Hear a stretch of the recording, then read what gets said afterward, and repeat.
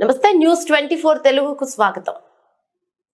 నా పేరు యామిని. ముందుగా వార్తల్లోని ముఖ్యాంశాలు ఇప్పుడు చూద్దాం.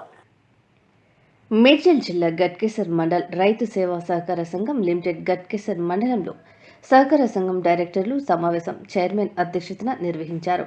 ఈ కార్యక్రమానికి అందరూ డైరెక్టర్లు హాజరై రైతు సమస్యలను చర్చిస్తున్న సమయంలో ఎదలాబాద్ డైరెక్టర్ చందుపట్ల ధర్మారెడ్డి సహకార సంఘంలో జరుగుతున్న అవినీతిపై ప్రస్తావిస్తూ ఉండగా చైర్మన్ అతన్ని బయటకు వెళ్ళు లేకుంటే పోలీసులను పిలుస్తారని మందలించారని, సమావేశంలో పాల్గొన్నప్పుడు రిజిస్టర్లో సంతకం చేయాలి కానీ తను సంతకం చేయడానికి నిరాకరించడంతో రిజిస్టర్లో సంతకం కూడా చేయనీయకుండా బయటకు వెళ్లమని హెచ్చరించారని, సమావేశంలో తోటి డైరెక్టర్లు మరియు వైస్ చైర్మన్ ఉన్నా కూడా ఎవరు కూడా స్పందించలేదని, రైతుల పక్షపాతినైనా నన్నే బయటకు వెళ్ళిపో అని చైర్మన్ చెప్పడం ఎంతవరకు సమంజసమని తమ ఆవేదన వ్యక్తం చేశారు.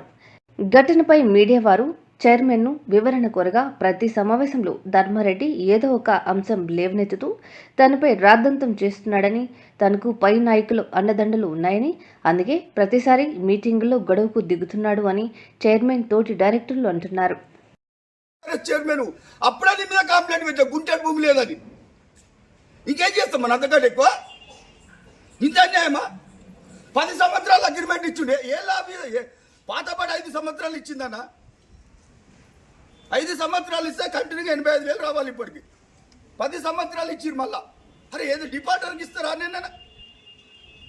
ఏందని ఇంత అన్యాయము? ఏమంటే ఏం చేసుకో బూత్ మాటలు అనికి వచ్చినప్పుడు బయటికి వెళ్ళి నువ్వు ఏం చేసుకుంటే చేసుకోపో, నీ పోలీస్ స్టేషన్ పట్టిస్తాడే అని అధికారం ఉన్నదన్నా. అధికారం కాదు, రైతుల పక్షం నిలవ నీతిని చేయాలి. రుణమాఫీ కావాలంటే ఇంతవరకు నా దరిద్రం పాడుగాను ఒక్కరి కాలే, అన్ని బ్యాంకులు అయిన ఒక్క బ్యాంకు కాలే. మా చైర్మన్ వాళ్ళని ఇలా రుణమాఫీ కాకుండా అయిపోయింది తెలుసా? ఒక్కరు కూడా 1250 మందిలో ఒక్కటి కాలే. ఎవరు చెప్పుకోవాలి? లోపల మాట్లాడుతున్నామా మాట్లాడుతుంటావు, బయట మాట్లాడుతుంటావు. ఏంది ఇది అంటారు? నాకు అర్థం కాదు.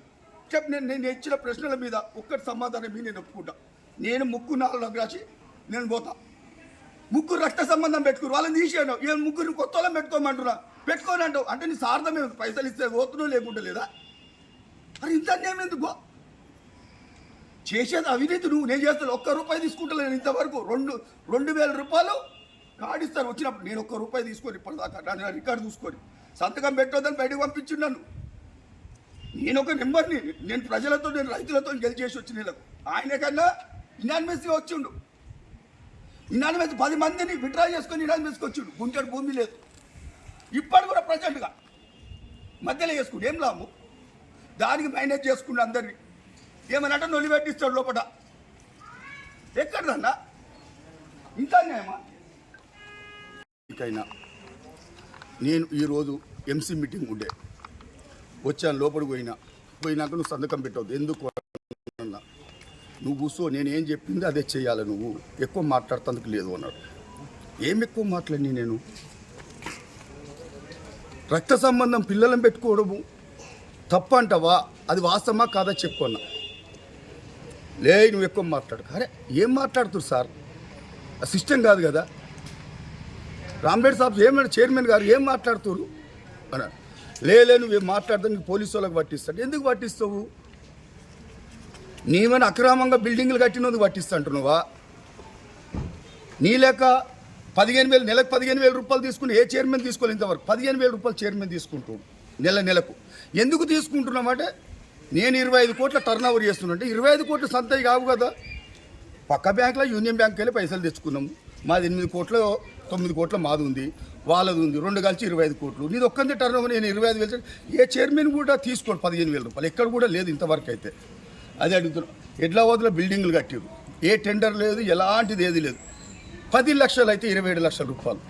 ఇది టెండర్ లేదు, తీర్మానం లేదు. ఈ బిల్డింగ్ కూడా దాన్ని అట్లనే చేసారు.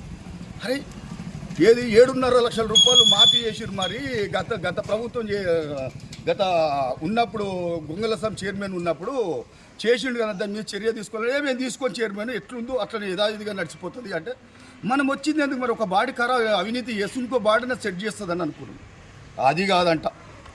అది గోదాములు ఒక కరోనా టైంలో జర లాస్ వచ్చిందో అని అన్నారు. లాస్ వచ్చినందుకు రైతులకు కూడా కరోనా టైంలో వాళ్ళకు కూడా డిస్కౌంట్ వీళ్ళకి 60% వీళ్ళకి ఇచ్చిన గోదాములకు. ఏది మన అకార్డింగ్ 60% వాళ్ళకి ఇచ్చిన ఒక రైతులకు కూడా ఇవ్వాలి కదండి. రైతులకు అది 60% మేము ఇయ్యం రైతులకు, ఆయనకి ఇస్తామని. సరే అయిపోయిందంటే ట్రేడ్ అయిపోయింది. ఒక డిఫాల్టర్ కానేటోనికి ఇవ్వడానికి లేదు. ఏ బ్యాంకులు కూడా ఏడ లోన్లు కూడా ఇయ్యదు డిఫాల్టర్కు. ఆయన 60% కట్ చేసుకున్నాక డిఫాల్టర్కి ఎట్లా ఇస్తాడు చెప్పు? అది 60% కూడా ఇప్పటిదాకా కూడా అమౌంట్ కూడా కట్టాలి, ఫేడ్ చేయలే. 10 సంవత్సరాల అగ్రిమెంట్ చైర్మన్ గారు ఇచ్చారు. ఏ డైరెక్టర్ కూడా సంబంధం కూడా లేదు పాప. ఏ డైరెక్టర్ కూడా చైర్మన్ మరీ అరాచకం అంటే మామూలు అరాచకం చేస్తలేడు. మళ్ళీ ఈ గోదాం లెక్కన ఉన్నాయి. ఇంకోటి రైతులకు 14% వసూలు చేస్తున్నావు. నువ్వు 15,000 తీసుకుంటున్నావు నెలకు. అరే తగ్గి అంటే కూడా తగ్గియాడు. అదే 15,000 రూపాయలు తగ్గించిన వీళ్ళకు లోను ఎదుటోని కూడా అదే రకంగా చేయాలంటే చేయడంట. అది నా ఇష్టము, నువ్వెవని నాకు చెప్పడానికి అంటే బూతు పురాణం మాట్లాడుతుంది. ఏమనంటే ఒంటి కాలం మీద నేను పోలీస్ స్టేషన్ పట్టిస్తా నీ సంగతి చూస్తుంటే ఏంది అది భాష పెట్టు. ఇంకో ముగ్గురు కాకపోతే నలుగురు పెట్టుకో చాలు. ఇప్పుడు ఒక్కొక్కరు 15,000 10,000 రూపాయలు వస్తుంది. ఏడ నోటిఫికేషన్ వేసిన చెప్పిన పాతపాటి నోటిఫికేషన్ వేస్తే ఒక్క పోస్టుకు 20 నుంచి 50,000 మంది పోస్టింగ్ పోతారు. ముగ్గురు పోస్టులు ఎంత తెలుసా? ఇంచుమించి 1,50,000 అప్లికేషన్లు వస్తాయి రేపు పొద్దుగా నోటిఫికేషన్ ఇస్తే. అంటే ఎవరు లబ్ధి పొందితే వాళ్ళకి అదే రకంగా నడుస్తుంది. 2.5 లక్షల రూపాయలు అంట మొన్న జెండబాడికి 2.5 లక్షలు. ఏ ఖర్చు అని ఫంక్షన్ హాల్ ఉండే, నీకేం ఖర్చు అని చెప్పు.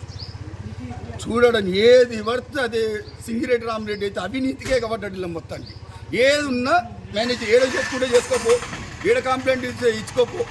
ఇదే ఆయన భాష మొత్తం ఇదే. అప్పుడంటే జర టీఆర్ఎస్లు ఉన్నప్పుడు జర కాడికుండే.